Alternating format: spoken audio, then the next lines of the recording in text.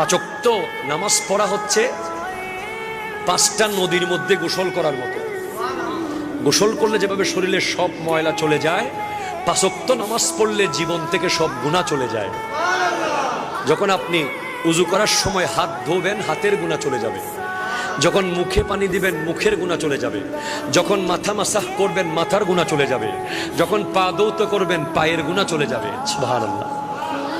এরপরে নবীজির হাদিস, মান সাল্লা আলাইয়া সালাতান ওয়াহিদাতান সাল্লাল্লাহু আলাইহি আশরা সালাওয়াতিন ওয়া খুত্তাতানহু আশরু খাতিয়াতিন ওয়া রুফিআত লাহু আশরু দারাজাতিন।